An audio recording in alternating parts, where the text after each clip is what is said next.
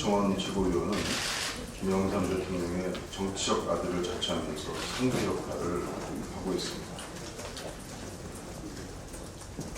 그러나 이들은 정치적 아들이 아니고 위선만 노리는 아들 아닌가라는 의문을 제기하고 있습니다. 김영삼 대통령이 추진했던 주요 개혁 정책들의 내용들을 보고 금융실명제는 오늘날에는 재벌개혁과 경제민주화로 이어지고 있습니다. 역사바로 세우기는 오늘날에는 역사교과서 국정화 반대로 이어지고 있습니다. 하나회 해체는 오늘날에는 친박으로 이어지는 걸 집단의 해체를 요구하고 있습니다. YH 여성 노동자들을 헌신적으로 지원했던 자세는 오늘날에는 민중의 생존권 수호로 이어지고 있습니다. 김무성, 서청원 두 분이 고인의 정치적 아들을 자처하려면 먼저 정치적 아버지의 노선을 대선을 발전시키는 정치적 효도를 해야 한다고 생각합니다. YS라는 역사 교과서 국정화에 단식 투쟁으로 반대했을 것입니다. 밀실에서 시작해서 복면으로 끝나고 있는 역사 교과서 국정화에 대해서 말씀드리겠습니다. 밀실에서 복면 집필진을 통해서 깜깜이 국정화를 강행하고 있습니다. 새누리당이 준비한 복면 금지법은 집회 연작이 아니라 국사편찬위원회에 필요합니다. 국사편찬위원회는 어제 국정교과서 집필진으로 공모 17명, 국편 초빙 30명, 총 47명을 확정했다고 발표했습니다만 집필진은 비밀로 했습니다. 난영난제이겠습니다만 국편에서 먼저 나서서 선정한 이 30명은 대통령이 집착하는 집필 방향에 부합되는 그야말로 진시한 사람들이기에 더욱 문제입니다. 박 대통령의 기운사 입각해서 고대사는 판단고기로 현대사는 박씨 가문 행장기로 채워지는 것은 아닌지 주시해야 합니다. 국사편찬위원회는 끝까지 거짓말을 동원해서 비공개 방침을 변명했습니다. 국회는 23일 보도자료에서 초등 국정교과서의 경우도 교과서 집필이 끝난 후 현장 검토 과정에서 집필진 공개함이라고 비공개 방침의 근거를 들었습니다. 하지만 오마이뉴스 등 취재에 의하면 그동안 초등 국정교과서 집필진 명단은 공개 공문으로 일선 학교와 기관에 공개했음을 밝혔습니다. 불편 부당한 입장에서 역사적 진실을 밝히는 것이 그 의무인 역사연구기관이 바로 드러나는 거짓말을 태연하게 자행하는 파렴치한 기관으로 돌변해버렸습니다. 교육부는 필자 비공개 방침의 이유에 대해서 일단 교과서를 잘 쓰도록 여건을 만들어주는 게 중요하다고 설명하고 있습니다만 말대로 안 되는 것입니다. 교육부는 집필에서 검정까지 모든 과정에서 사회적 논란을 유발시키면서 교과서를 잘 쓸 수 없도록 하는 모든 여건을 만들어 놓고 있는 것입니다. 복면을 쓴 수상한 어른들에게 아이들의 역사 교포를 맡길 수 없습니다. 우리 당은 끝까지 청와대의 비밀 공작식 역사 국정화 시티를 밝혀나가겠습니다. 청년 실업 대책과 이어서 정책과 예산으로 제대로 수립돼야 한다는 점을 말씀드리겠습니다. 2017년부터 우리나라 생산 가능 인구가 줄어들고 있어요. 생산 가능 인구는 15세에서 14세입니다. 2016년 3,704만 명을 정점으로 해서 2050년에는 2,535만 명으로 1,000만 명 이상 감소할 것이라는 것이 기재부 통계입니다. 그리고 2050년까지 26% 감소할 것이라는 유엔 자료 등 관련 통계는 서로 없습니다. 이 인구 통계는 거의 정확합니다. 풍요롭던 인구 보너스 시대가 저물고 인구가 경제에 짐이 되는 인구 보너스 시대가 코앞으로 다가왔습니다. 정부가 2011년부터 저출산 고령화의 기본 계획 제2단계를 추진하면서 3년간 56조 5천억을 투입했습니다만 청년 실업은 뒷걸음질 치고 있습니다. 청년 세대는 불안한 일자리, 과도한 학자금 대출, 기약 없는 취업, 치솟는 집값 때문에 M4 시대가 되고 있습니다. 대통령의 청년 희망 펀드는 정부 정책 실패를 민간에 떠넘기는 취업 성금 모금이자 희망 없는 깡통 펀드에 불과합니다.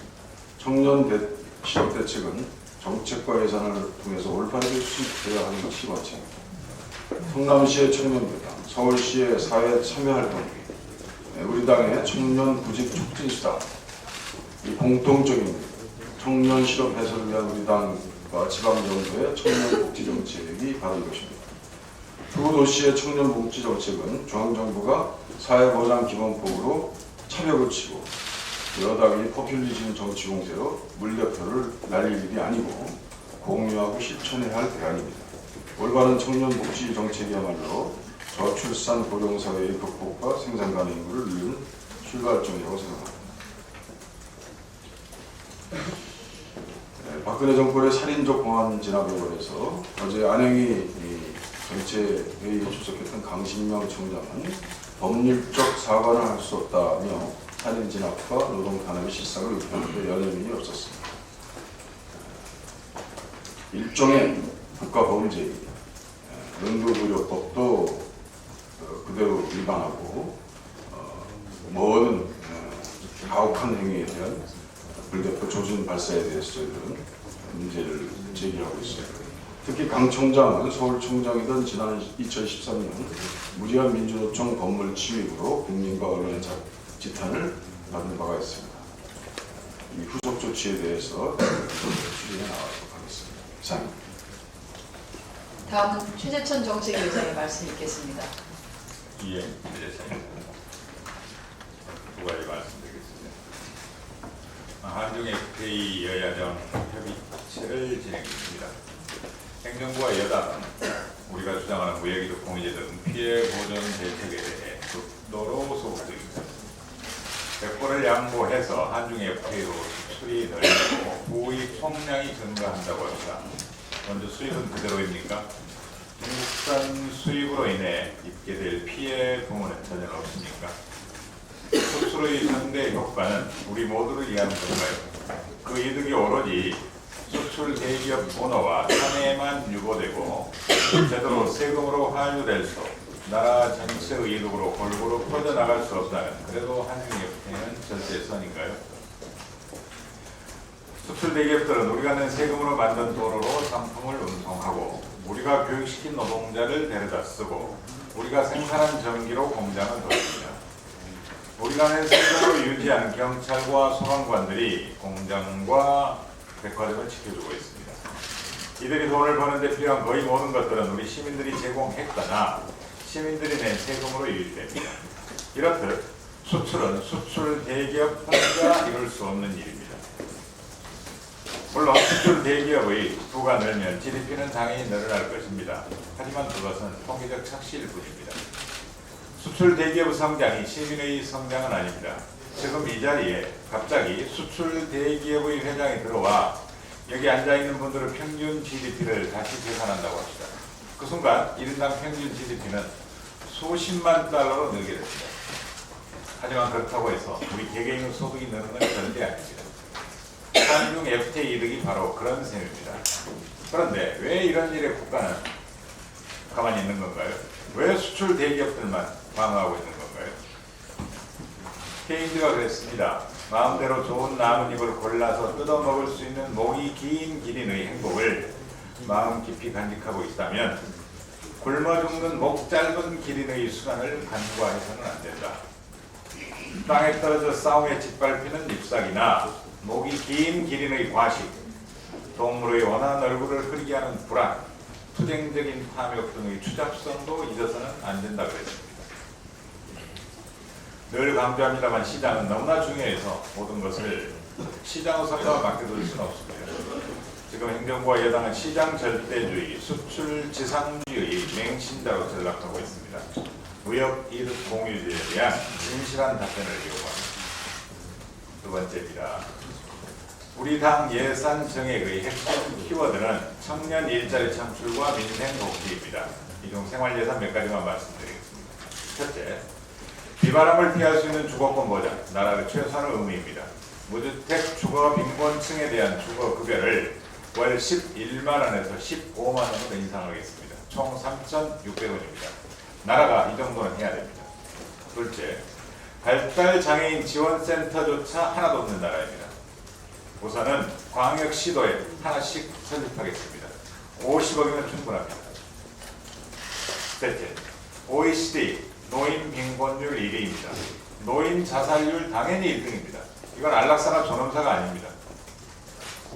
공적연금 사각지대를 해소하고 노후 절대빈곤 해소를 위해서는 총 3천억 원의 증액이 필요합니다. 반드시 관철하겠습니다. 넷째, 실컷 일하고 도는 데에는 청소년 임금 체불이 상당합니다. 상담과 현장 중재를 통해 해결하는 사업 예산이 필요합니다. 우선 22억 원입니다. 몇 가지만 말씀드린 겁니다. 국회의 정액이 악성 정치인 것만은 절대 아닙니다. 우리 사회 그늘진 곳의 생활 예산, 살림 예산을 꼼꼼히 챙기는 정치를 하겠습니다. 이상입니다. 네, 다음은 안민석 예결위 간사의 말씀이겠습니다. 정책위원장님께서 방을 다 파셔가지고 저는 뭐 먹고 사야 될지 모르겠습니다.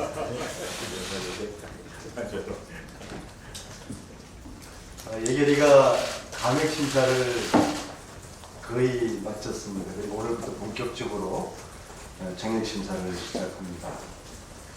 지금까지 심사 상황과 이후의 정액 방안에 대해서는 오늘 별도의 보도자료를 배포를 하겠습니다. 상세하게 내용이 다 담겨져 있으니까 참고를 해주시고, 또 조금 전에 최재천 정책위원장님께서도 여기 내용에 준해서 말씀드렸습니다. 저는 오늘 두 가지 징벌적 삭감 조치가 내려질 두 부처 그리고 특수활동비 관련된 말씀을 드리겠습니다. 국회는 법과 예산으로 말합니다. 국민과 국회를 무시한 교육부와 해수부에 대해서 징벌적 삭감을 단행할 것입니다. 먼저 교육부는 국정교과서 예산을 불법적으로 예외적으로 편성하고 예산 공개를 끝까지 거부하여 국회의 예산 심의 의결권과 국민의 알 권리를 침해하여 예결위 파행을 초래한 바 있습니다. 국회는 교육부 예산에 대해 징벌적 삭감을 함으로써 국회 무시에 대한 책임을 묻겠습니다. 앞으로도 국정교과서는 가능한 모든 부분에 대해 끝까지 맡겠습니다. 그리고 해수부는 지난 금요일 예결위 개수조정소위 심의 동안에 세월호 특조활동 방해 문건을 작성한 사건과 관련하여 작성자와 작성 경위에 대한 추궁에 끝까지 모르는 일이라고 거짓말을 하여서 예결위 여야 개수조정위원들을 분노케 했습니다. 지금 이 시간까지도 아무런 해명 없이 국회를 우습게 보는 해수부의 예산을 삭감하겠습니다. 국민의 행정이 군림할 수 없다는 뼈아픈 경험이 되길 바랍니다. 단, 교육부가 오늘이라도 국정교과서 예산을 공개하고 해수부가 세월호 특조활동 방해하지 않겠다는 약속을 한다면 두 부처에 대한 징벌적 삭감을 취소하겠습니다. 특수활동비에 대해서 말씀드리겠습니다. 특수활동비 예산은 투명한 제도적 장치가 마련되어야 합니다. 지난 봄 여야 대표가 국민에게 약속하였던 특수활동비 투명성 보장에 대해 가시적인 실천이 필요합니다. 특히 내년 특활비가 380억 정액된 점에 대해서 정부 여당의 해명이 필요하고 이 부분에 대한 특단의 조치가 내려져야 합니다. 국회는 내년 특활비의 약 6%를 특정 업무 경비로 전환하여 투명화 의지를 다소 부족하지만 그래도 보이고 있는 반면에 정부는 단 한 푼이라도 줄이려는 노력 대신에 80억을 정액했습니다. 이에 대해서 과연 국회가 넘어가야 되는가, 국민들이 납득할 수 있을지 의문입니다. 또한 국정원 예산이 아닌 일반 예비비에서 매년 편성하는 정부 예산도 국정원 예산으로 이관하거나 예측이 불가능한 사항에 대해 최소한으로 줄일 것을 요구하고자 합니다. 마지막으로 이제 예산 심의가 막바지를 치닫는 시점에서 금지해야 될 3가지, 즉 3금을 약속드리겠습니다. 첫째, 실세 쪽지 금지 약속입니다. 지금까지 저희 당 지도부 위치에 있는 실세분들께서 일체의 쪽지 예산을 넣지 않은 것에 대해 감사드리며 앞으로 남은 기간에도 실세 쪽지 예산은 정중히 사용하겠습니다. 둘째, 호텔 심사 금지 약속입니다.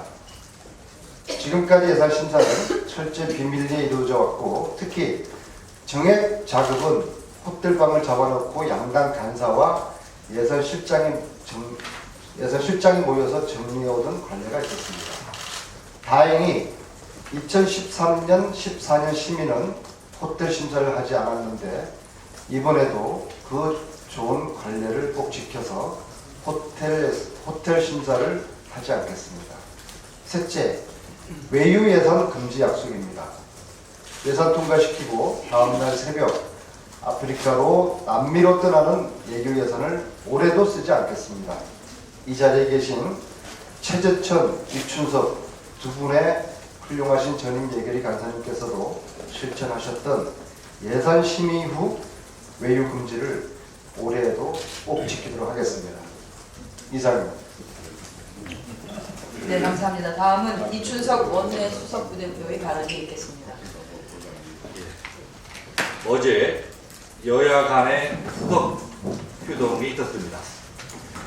정기국회 막판 본회의 일정을 합의하기 위한 자리였지만 안타깝게도 결렬되었습니다.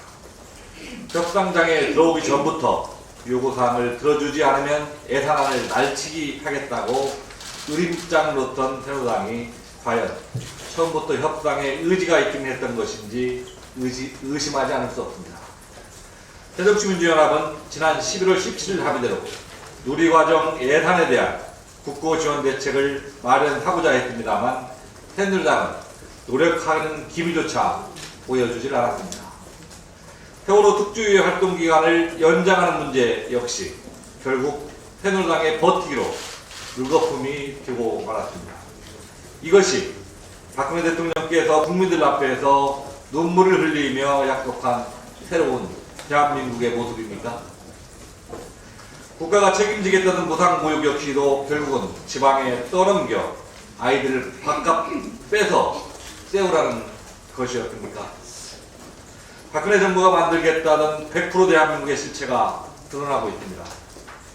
가뜩이나 살기 힘든 중산층, 서민층, 고열잔에서 잘 사는 재벌들 더 잘 살게 해주겠다는 경제활성화, 열심히 일하는 노동자들 더 핍박하고 두들겨서 기업들 돈 벌게 좋게 해주겠다는 노동개혁, 1년 내내 허리 한 번 못 펴는 우리 농어민들 피와 땀을 대통령 정상회담 잔치땅에 올리겠다는 한중 FTA, 한마디로 어렵고 힘든 국민들의 고통은 어떻게 되든 말든 말 잘 듣고 돈 잘 버는 기업들만 혜택을 주겠다는 반쪽 민국이며 서민들 입장에선 휴만 먹고 등을 돌린 먹튀 정부입니다. 정부와 여당은 박근혜 대통령께 표를 던진 국민들을 더 이상 비참하게 만들지 마십시오. 거짓말이 반복되면 거짓말을 하는 사람이 아니라 속고 있는 사람들이 나쁜 사람이 되는 것입니다. 국민이 원하는 진실을 든 사람이란 대통령께 맹목적으로 충성하는 사람이 아니라 국민의 마음을 진심으로 보듬어줄 줄 아는 사람이라는 것을 새누리당과 정부는 명심해야 할 것입니다. 네, 다음은 김성주 정책위 수석부의장께서 발언해 주시겠습니다.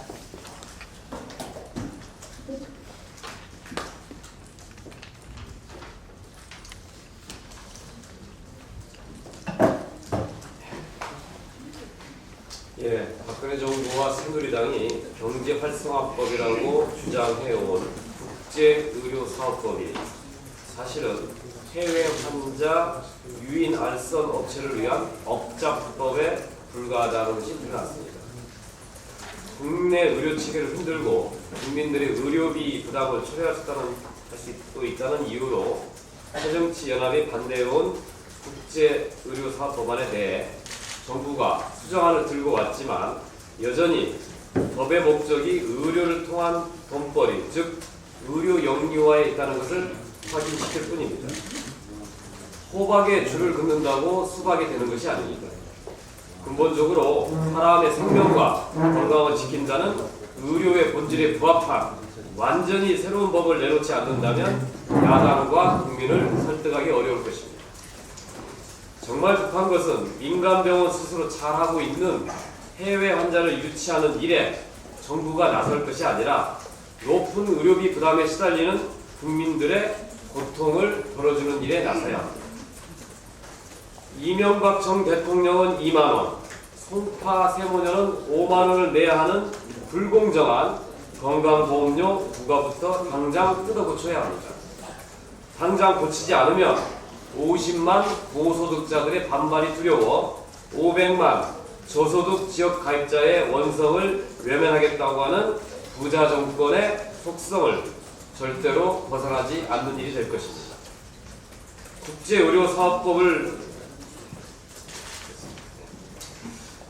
공공산후조리원은 안 되고 공공장례식장은 된다.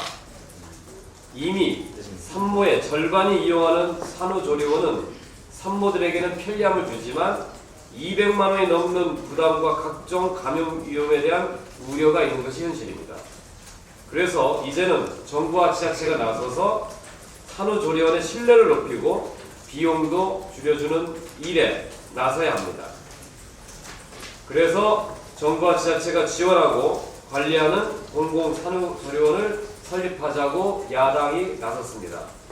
그러나 야당의 모자보건법 개정안에 대해 정부가 완강한 반대로 한 걸음도 나가지 못하고 있습니다. 정부는 산후조리는 집에서 해야 하는 것이고 이미 많은 민간 산후조리원이 활동하고 있으니 공공은 하지 말자는 것입니다. 그러면 사립대학 많으면 국립대학 만들지 말아야 합니까? 국민들 부담을 줄여주자는데 이렇게 기를 쓰고 반대하는 이유가 뭔지 모르겠습니다.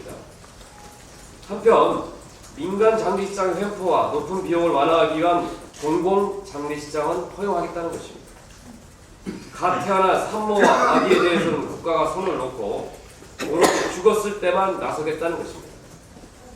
살아있는 동안 해준 게 없으니 마지막으로도 잘 보내주겠다는 건지 아니면 야당 시장인 이재명 성남시장이 하는 거니까 방해하겠다는 건지 박근혜 정부는 무슨 청개구리 정부입니까? 제발 업자 편만 들지 말고 국민의 절실한 요구에 부응하기 바랍니다.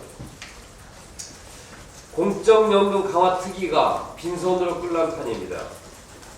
이미 여야가 극적으로 합의한 소득대체율 인상은 말할 것도 없고 이미 합의한 공무원연금 재정 절감분 20%를 국민연금 사각지대에 쓰겠다는 것마저도 날아갈 판입니다.